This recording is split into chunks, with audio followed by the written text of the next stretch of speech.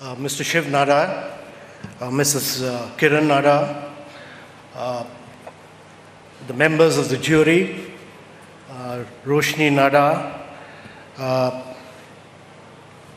Robin Abrams, and Mr. Saurav Ganguly, who's been such a phenomenal sportsperson for India and who's given us such pleasure and joy while captaining India, while batting for India, and even while taking out his shirt on a winning spree for India.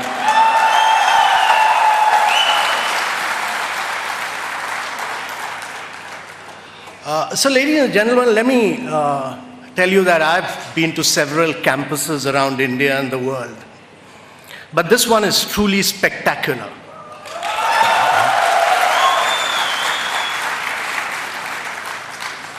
I think this one is spectacular not merely for its fascinating building, but all these lovely looking buildings, but for the tremendous energy, passion, and all the dynamism that all of you bring together here. And I think this kind of energy and passion, you won't find it in the campuses of Infosys, and you won't find them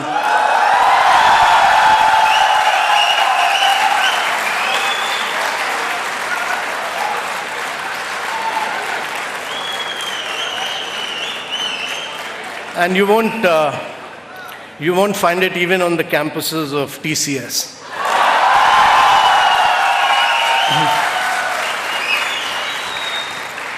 So let me compliment Mr. Nadar for his foresight, his vision, his perspective, and his very big vision. And there are very few like him who not merely build a new nation, build a new company, but also do a great amount of unique work in the sphere of great social responsibility. And actually he's a very, very unique entrepreneur and a great visionary captain of the industry in many, many ways. Something which I think many of us would like to emulate.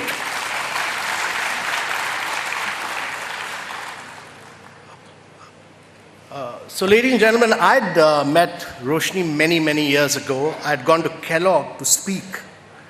And where I'd actually gone on her invitation many years back. I was a pretty young civil servant then. And I met her then, and you know, what a fine person she's grown up into, because I've met her in recent times when she came to invite me for this event. And while Mr. Shiv Nadar is a great entrepreneur and a great leader and who's built these great companies of HCL, I must say Roshni does an even better job with HCL Foundation.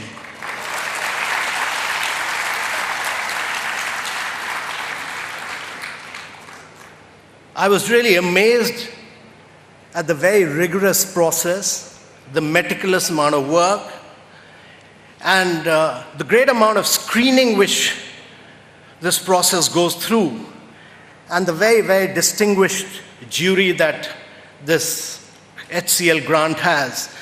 I mean, I've also been through a whole range of awards given by private sector, by newspapers, by very distinguished newspapers, and by state and central governments. But I've never seen such a rigorous process ever before. I mean, it's a process based on merit, outstanding merit and performance on ground, but it also ensures that you have clear outcomes to which you have to deliver after winning the award. And therefore, this is really commendable, and I really am delighted to be here. Ladies and gentlemen, India is growing at about 7.5%. Our challenge is to grow at even higher rates of 9 to 10%, year after year, for 3 decades or more, to be able to lift a very, very young population above the poverty line. We are passing through a window of demographic transition, which rarely happens in history. More than 70% of our population is below the age of 32. Our average age is 29. And rarely has a country not created wealth when it has such light dependency burden. But the challenge is that if you have to grow at rates of 9 to 10% over a period of 3 decades, it's very, very difficult to do it if you're not able to grow with equity. And if you're not able to transform, if you were to look at the map of India, you will find that the southern part of India does well, the western part of India does well, but if you were to look at northern and the eastern part of India, you will see about 115 districts of India which perform extremely poorly. And they perform poorly in education, in health, in agriculture, many other areas. And unless we don't transform these areas, it'll be very, very difficult for India to grow rapidly. Quite early in my career, one of the first few jobs I did was in the fisheries sector of Kerala, where I discovered that the traditional fisherman gets just about 25% of his market price. And one of our attempts was to bring new technology to the traditional fishermen. We brought in new crafts, fiberglass crafts, we brought in new technology, outboard motors, so that they could go much further into the sea. We brought in new fishing nets, which in Kerala were known as disco nets, which enabled them to get better catches.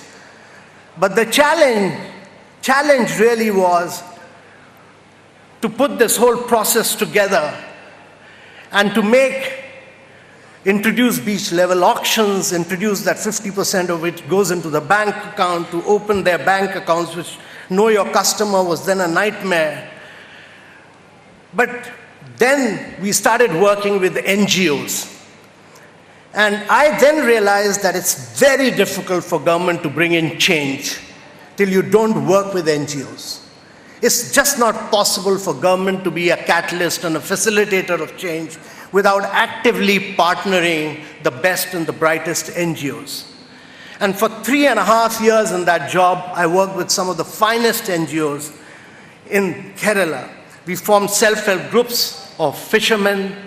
We worked in very close partnership, and we took their marketing returns close to about 80% by introducing beach level, by introducing buses for fisherwomen to go into the city. We did several things in terms of technology. So my belief always has been that it'll be very difficult to transform India without NGOs and without the use of technology. And therefore, the crux of it all is that all of us need to work with some of the finest NGOs, and we need to use technology to make a quantum jump in many, many ways. When we started the aspirational district program, we realized that the government actually gives the same amount of resources to the district, which is actually recording 90% in in learning outcomes. But with the same amount of resources, another district is just doing 25%. And the same district which is doing 25% is doing extremely poorly in infant mortality, in maternal mortality, in learning outcomes, in agriculture productivity.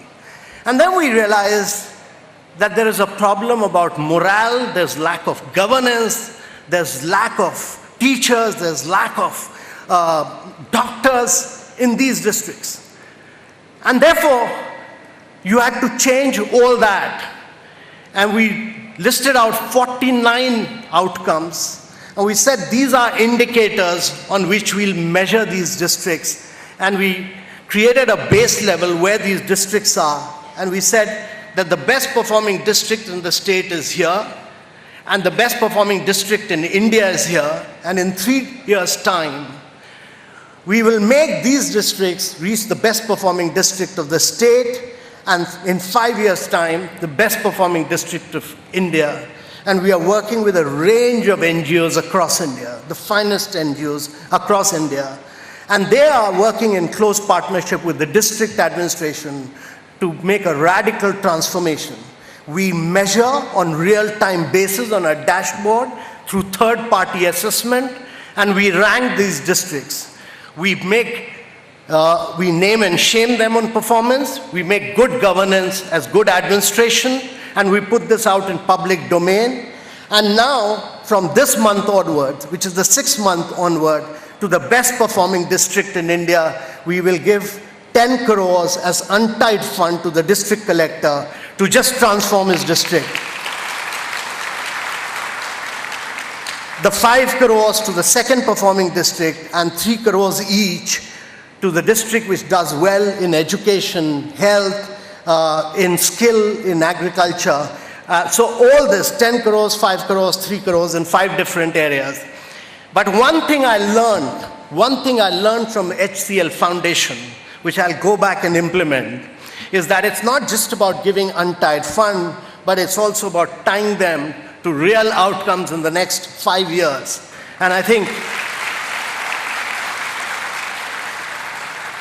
what we will go back is to not just give resources so that they can transform their districts, but release these resources over a period of time so that they deliver based on those outcomes. So I think I've greatly benefited, I've greatly learned. My belief always has been that India needs to transform its social sectors. It's impossible. I've worked in commerce and industries and many of these areas and have driven many of these initiatives. But my belief always has been that it's not possible to transform India without improving learning outcomes. You can't have, in India we've been able to provide access of education to all. Everyone in India gets access to education, but the learning outcomes are extremely poor. It cannot be that about close to 48% of the students in class 5 are not able to read class 2 of their mother tongue. It's just not possible. It cannot be that we perform that 1 in 2 women in India are anemic, 1 in 3 kids are stunted, 1 in 4 are wasted. How can this happen when a country is growing at 7.5%? We are growing with massive inequalities in this country, and in the long run, it's not possible for India to grow at high rates if you have one part of India totally deprived of education, health, and nutrition. And therefore, it's very important that all of us believe in transforming the real India. Otherwise, we'll create islands of great wealth and we'll create islands of great backwardness. And therefore, it's very important, and I'm really inspired by what HCL has done, that what HCL Foundation has done, is really to put resources. It's challenged the NGOs, it's really made them perform and really delivered and made us all identify who are the best NGOs in the country who can help us to transform. And we in Niti Ayog will be delighted to work with all these NGOs to transform the rest of India. We will be delighted to partner them, and we'll be delighted to take this initiative forward. So let me conclude, ladies and gentlemen, by complimenting all of you who've helped to build this tremendous institution of HCL.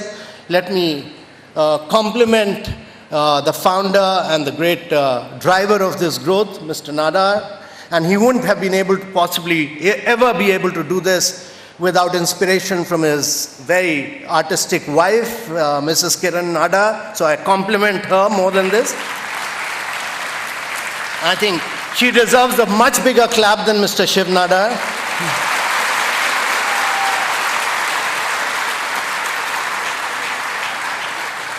And let me compliment the jury. The toughest job is of the jury to select the best people. Imagine from 4,200 people narrowing down to about 40, then narrowing down to 9, and then bringing them down to just 3 and selecting the finest performers in India. It's worse than selecting the Indian cricket team. There you select 11, here you're selecting 3. So it's tremendous job. So ladies and gentlemen, let's give a big hand to the jury here.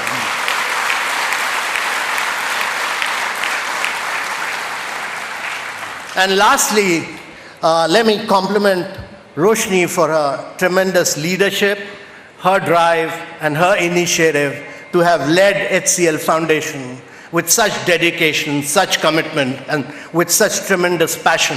So ladies and gentlemen, a big clap for Roshni Nadar.